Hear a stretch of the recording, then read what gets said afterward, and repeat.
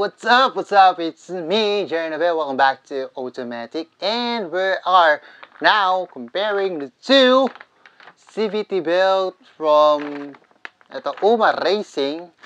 Tsaka syempre stock. Ayan, parehas to bago. Parehas bago yan. Hindi naman patas kung ikukumpara natin yung bagong CVT belt na ito, example, Uma Racing sa nagamit na natin na halos 15,000 odo na yung tinatakbo. So, hindi siya fair. Unfair masyado. Lalamang yung bago dahil bago nga siya. Ngayon, kaya kumuha tayo ng dalawang bagong CVT belt. Ayan. Ito ay stock na Honda Click 150. Yan, original, syempre, made in Thailand. Tapos, nakuha natin parehas itong parehas na tong mga belts na to kay Ace Precision. So, shout out. So, sana mapansin.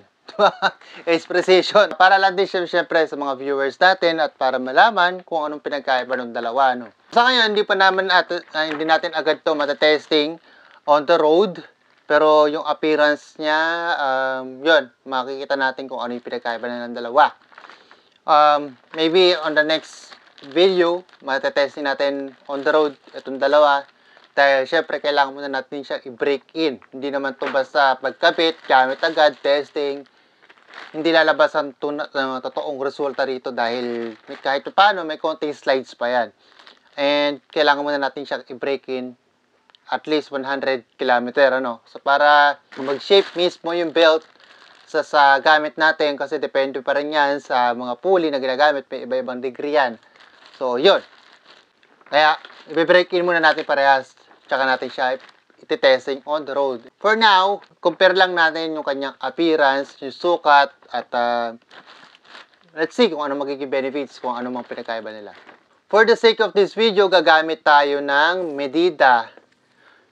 Wala tayong panukat na caliper or yung mga So, ito lang yung magiging panukat natin sa ngayon para masukat yung kanyang haba, pati yung lapad. Ito na rin ang ginamit ko dahil flexible siya kung sakali, kung kailangan natin yung kanyang pinakahaba, di ba? So, may ikot natin. So, makikita natin yung sukat.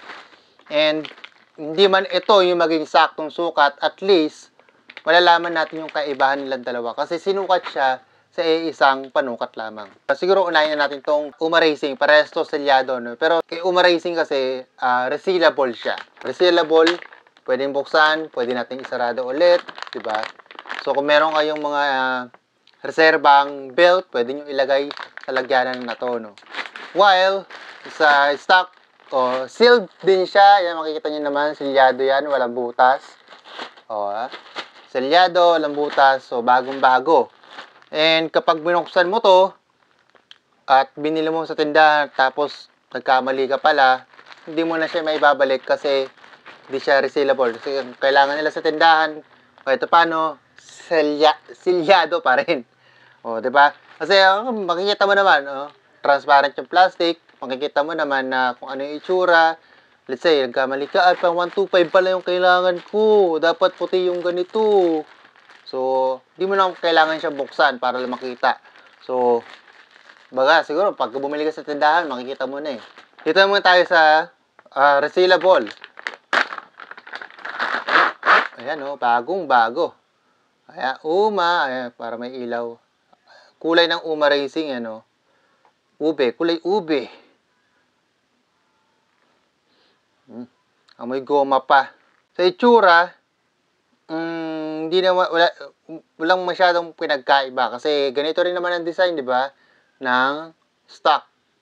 Pero parang medyo mas makikitid lang to, Oo, medyo mas makitid to. Well, open na natin tong isa. So, para makita natin. Opening. Brand new. Ito ang Uma Racing. Dagdag tayo ilaw. Ayan, mas kita na ba? Kaya mas lumiwanag ako na mukha akong kukunin. So, pakita lang natin, asa na ba ang Uma? Ito ang Uma. So, pakita natin yung kulay, para hindi tayo malito. Uma, ayan. Yung kanyang, I don't know kung anong tawag dito, pero ito yung outer part niya, Although, parehas sila, yung itsura. Pero, mas malapad yung dito sa stock. Kaya kung makita nyo yan, no? Ano, di ba? Mas malapad yung sa stock. Dito lang naman, ano, yung itong part na to. Pero, I guess, ito is parang nagro-rotate din ng hangin kasi tingin ko lang, baga theory lang naman siya. Hindi ko sinasabi na ito mismo o yun mismo ang purpose niya. Again, theory lang naman, pero possible din naman din. Pero ang magkakatalot din talaga to, itong dalawang to, sa kanyang sukat. So, unahin natin, yung iba sinusukat siya ng ganito, no? Unahin natin yung lapad o yung haba. Parang ang hirap niyang sukatin kasi magkaiba ng pagkakalagay sa plastic eh.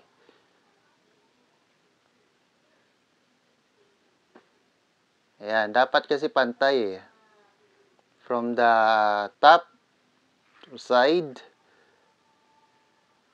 Nahirapan lang natin yung sarili natin. Sukatin lang natin ang medida. Unahin natin yung stock. Again, hindi ito yung pinakasukat mismo, no? Meron siyang sukat, I guess, parang sinusukat siya sa gitna na to, no?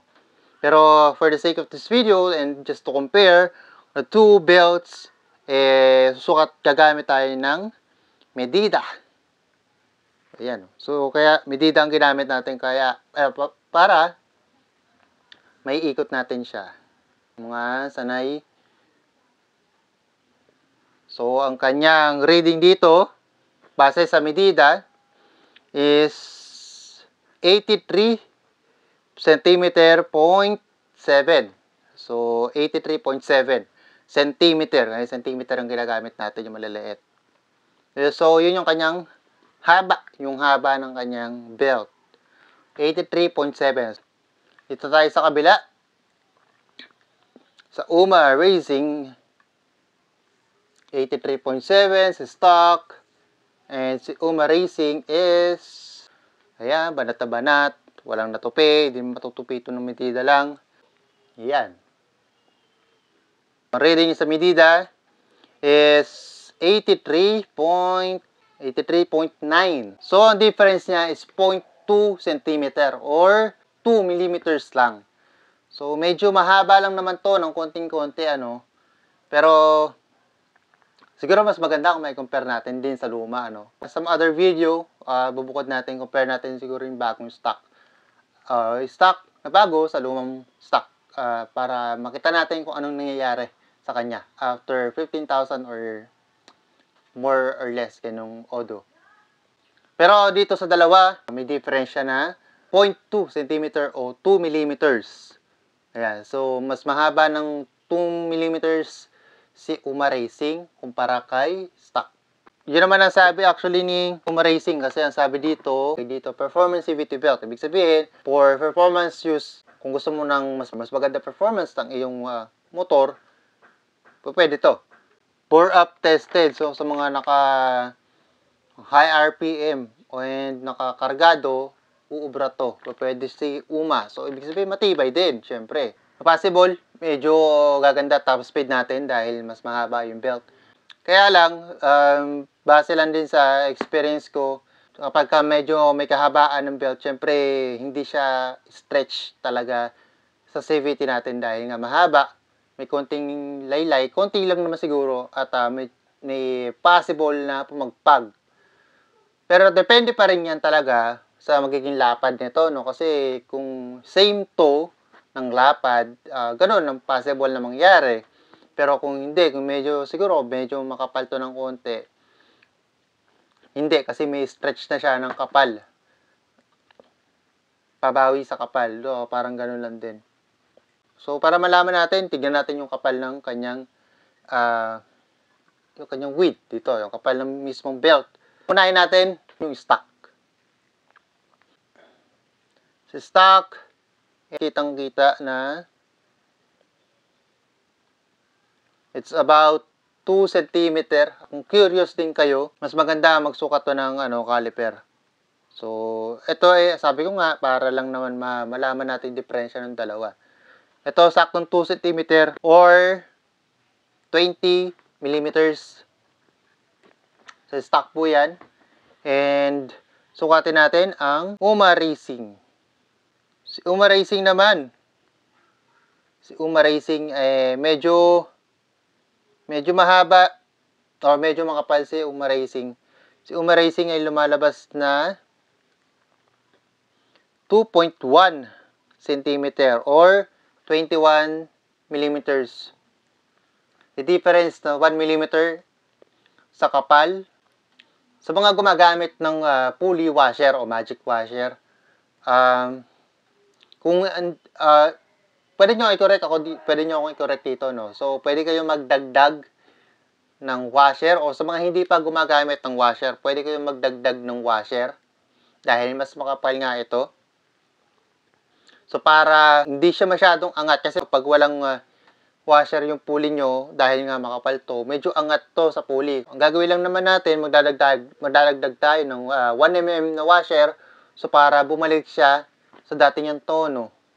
Pero, syempre, yung haba niya, medyo mahirap, medyo mahirap kontrahin. Either, maglalagay kayo ng medyo mas mataas na RPM na center spring, or, hayaan na lang. Medyo mas makapal to ng 1 mm kumpara sa stock.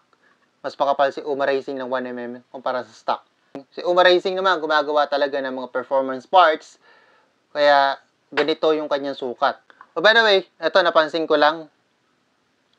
Kay Uma Racing kasi, ayan. Kay Uma Racing, may araw kasi sa kanya na ganyan. So, kung paano siya ilalapag sa inyong CVT. Or, makikita nyo naman, dapat mababasa nyo. Hindi baliktad yung pangalan o yung letra dito. Same naman din sa stock. Usually, ang ginagawa natin, dahil wala naman tong arrow walang arrow ang stock.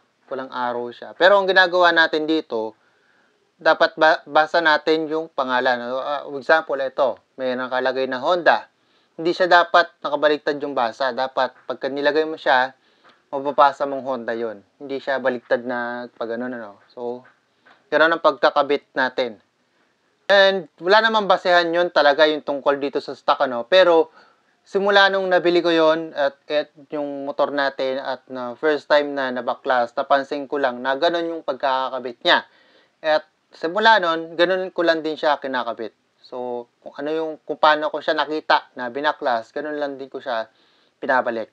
So, that's it. Ito, kahit pa paano nagkaroon kayo ng idea kung anong belt ang kukunin nyo. Kung gusto nyo subukan si Uma Racing, ito, ayan lang sukat.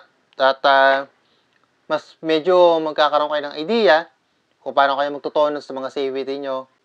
Kung ikaw naman, baga daily use, lalo na kung ikaw mga angkas rider, lalamove, yung mga nagdi-delivery, or anything na ginagamit yung motor niya sa negosyo o sa trabaho, i-stock na lang siguro. Wala namang problema kahit alin dito, pero baka mas maging komportable ka kapag ka-stock ang iyong gamitin. Kasi sabi ko nga, dahil nga mas mahaba to, may tendency na mas pumagpag siya unless magtotono ka rin ng CVT.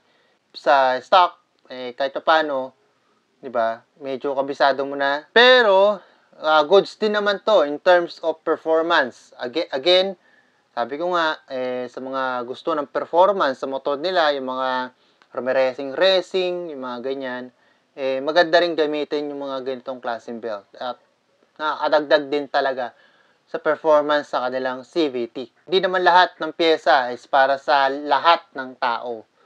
So, parang pagtotono lang yun sa bola, yung stock na flyball, hindi yan para sa lahat ng tao. Meron pa ring tao na gustong baguhin yan. Parang dito lang din sa mga belts na to. Merong gusto na racing, di ba? Merong gusto na all stock lang. So, hindi natin mapipilit lahat yan. Hindi natin mapiplease lahat yan. So, that's it. Sana sa susunod, susubukan natin yung dalawa na to. I-break in muna natin. At least 100 kilometers lang. Test ride natin to. At malaman natin kanyang performance talaga. Ito lang sa episode. See ya. Bye-bye.